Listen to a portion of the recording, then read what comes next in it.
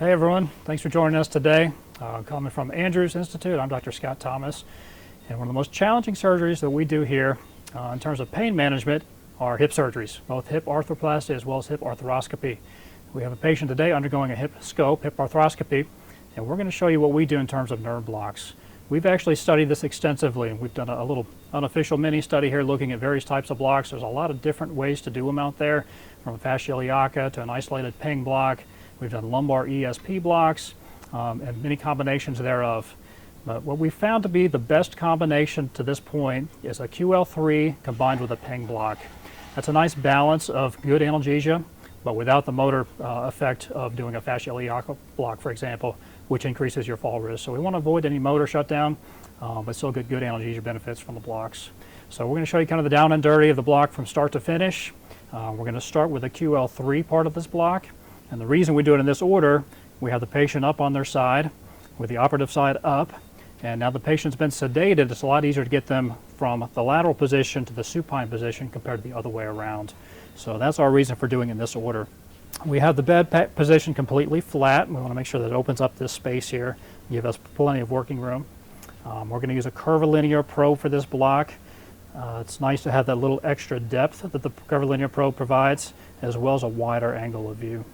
So I've got Rocky helping me out today. He's one of our dedicated block nurses here at Andrews. And we're going to palpate that iliac crest, and we're going to place the curvilinear probe just above that iliac crest. And we're going to make some subtle movements with that probe to enhance our view. Like a lot of blocks we do, one of our main landmarks is going to be bone. So in this view, we can see the vertebral body. And if we tilt and rotate just a little bit here, we want to try to elicit the location of the transverse process as well. So we're going to start identifying that vertebral body, and we're going to make subtle movements with the probe to try to enhance our view a little bit, really elicit the position of that quadratus lumborum muscle. And then we also want to see if we can find the transverse process. And it's not going to be the best example here, but I like to see that vertebral body go right into the transverse process. I like to call it the killer whale sign, because if you think of it, it looks like the head of the killer whale going up to a big dorsal fin. And then I've seen it described as that QL being the flag on the flagpole of the transverse process. You'll see that dark band, that dark muscle being the QL, coming off that transverse process. The muscle below that's going to be our psoas. So we have our psoas, QL, and then the muscle over here on the right side of the screen is going to be our erector spinae muscle. So the target here, we're going to do a QL3 block, and it's going to go in between the QL and the psoas muscles. You can do these quadratus lumborum blocks in various locations. We prefer to do the QL3, and it's a little technically more difficult, but it's a more direct approach to the nerves that we're targeting. So you do the injections at the other locations, it's going to get the same nerves, but in a more indirect route. So we want to go straight after them. So now that we're happy with our view, we'll go ahead and start the block. We're going to prep the area, so just a little chlorhexidine prep here. And this is really a volume block, so we need to make sure we use an adequate volume to make sure we get good spread of that local anesthetic. So a minimum of 30 cc's, sometimes even more, 40 or 50. Since we're doing two blocks, we're doing the QL3 combined with the PENG, we're going to use 30 cc's of 0.25% bupivacaine for the QL3, and then 20 cc's of that same solution, 0.25% bupivacaine for the PENG block. But we have a nice view here. We're going to come just a few centimeters away from the probe. We don't want to come too far away, otherwise we've got a lot more tissue and muscle to get through. And if we come too far down, we might get blocked off by that transverse process. We could slide one way or another to avoid that, but there's no reason to come that far out. So we're going to come, again, just a few centimeters from that probe. Big bee sting here. You'll feel a big poke. 1, 2, 3. And we're just going to anesthetize the skin with some lidocaine. That stings pretty good.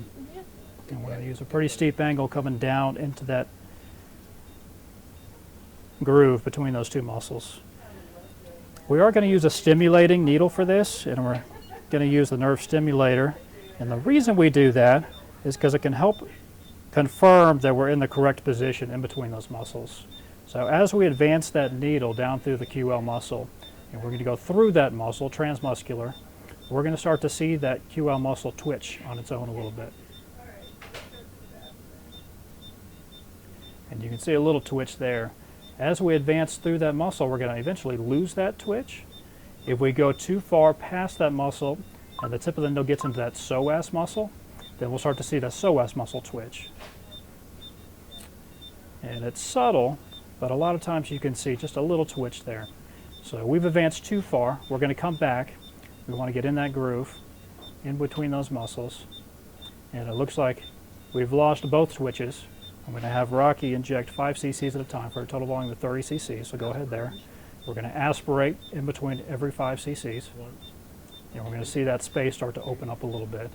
And you can see a nice pocket of local anesthesia in there. Keep going there, another 5.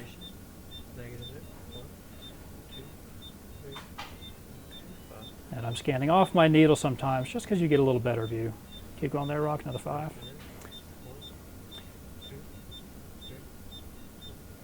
And I'll point out a couple other structures while we're doing this block now. So I've pointed out the muscles. You can see our abdominal muscles, more superficial. There's a couple of areas you want to stay away from. So deep to that vertebral body and just anterior to it, you might see some movement there, some pulsatile movement. You're going to have your IVC as well as your aorta down there. We certainly don't want to put the tip of the needle there. Further anterior, you might see some peristalsis. That's going to bear a peritoneal cavity. You want to stay away from that area as well. And then you do have to be a little careful, particularly in thinner patients. You can potentially get a block of the quadricep, because sometimes that local anesthetic will track down and you'll get a lumbar plexus block.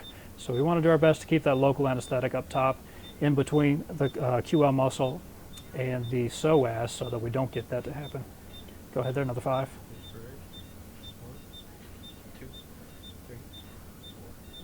And we're getting nice spread here, another 5. Let's hit, and when you hit that record again, I think it's knocked off. You get that done. I thought it was still recording. It's still going? Yep. Okay, my bad. It'll signal.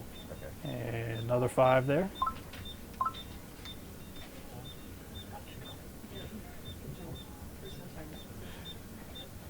And there's our 30 cc's. Hands. Go ahead and picture that. Plenty of, you see how you'll be able to take that video and like figure out where it's at on here. Yes. Yeah, I hit that thing money every You time. did great. Keep You it did great. rolling. Doing awesome.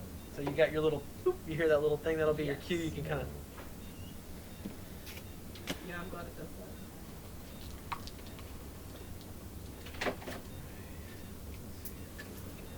that. All right, done with the first one. You can lay on your back now. This is the vertebral body right here. Yep. This is QL right here. Yep. Is it the QL? Mm-hmm.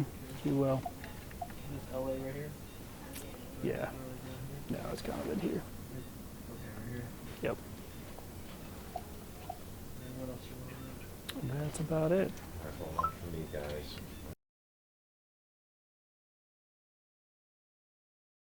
All right, moving on to the second part of this 2-part block. So we've done the QL3. We're going to move on to the PENG. We use 30 cc's of total volume for that QL3. We're going to use 20 cc's of 0.25% bupivacaine for the PENG. So we have the patient position supine now, flat on our back, and we're going to start about the inguinal crease here. I like to use the curvilinear probe for this. We don't need the depth as much, but I really like to have that wide angle view that the curvilinear probe provides. So we're going to start about the inguinal crease here. And don't see a whole lot there. Let's move around, scan a little bit. And what we're looking for is a good view of the pelvis here. So this is the view that we're looking for. You can see I have the probe aligned about parallel to the inguinal crease. And we see nice definition of that pelvis and the bone. We see a clear femoral artery, the femoral nerve just lateral to that femoral artery. And you have to be careful doing this block. If you're not in the right plane, you do risk getting that femoral block. And like we mentioned in the QL, we don't want to have that quadricep weakness. So we want to avoid that. This should be a sensory block. The goal here is to catch some of the articular branches as they run off to the hip joint itself. If we scan down the leg, we're going to see the hip joint is right there. So we're just catching some of those branches as they traverse the pelvis here. A couple other landmarks that we're looking at. We can see the anterior inferior iliac spine. We see a very bright hyperechoic spot. That's going to be our psoas tendon. And then a little curvature to that pelvis is our iliopubic eminence. So the goal here is to inject underneath that psoas tendon. That's where those nerve branches live. We're going to prep the area. Again, chlorhexidine prep. Inject a little lidocaine. Big bee sting here. Here we go. 1, 2, 3. I'm going to come pretty close to the probe for this one so we don't get blocked off by that AIIS. And it's going to be a pretty steep needle angle down to the bone.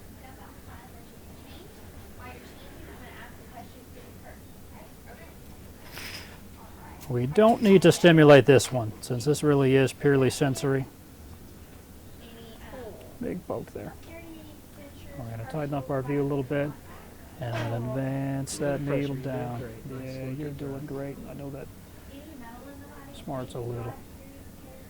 And we're going to gently get down towards that tendon. Try to relax your stomach a little bit. I know that hurts. Sorry.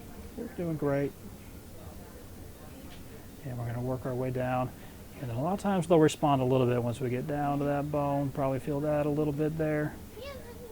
Yep, a little tender. So let's go ahead there, Rocky. Aspirate in 5.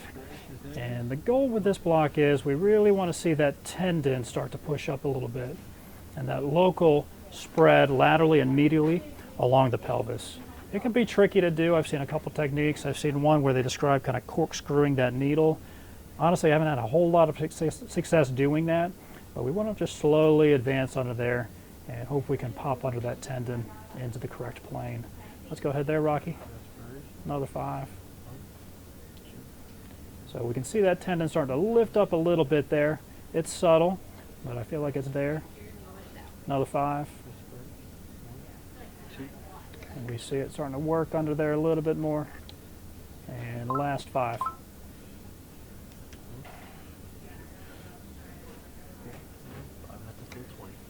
All right, so 20 cc's for that one. We'll go ahead and picture that, Rocky. See our nice anatomy there, clear view of everything.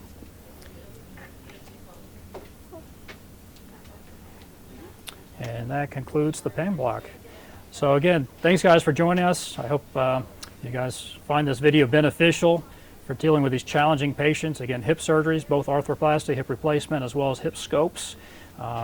This combined with multimodal analgesia, so we give a lot of different type pain medications, add the regional anesthesia component, we'll do a general anesthetic for the surgery, and then hopefully a nice comfortable PACU stay. So thanks for tuning in. We'll see you for the next one here at Andrews Institute. Take care.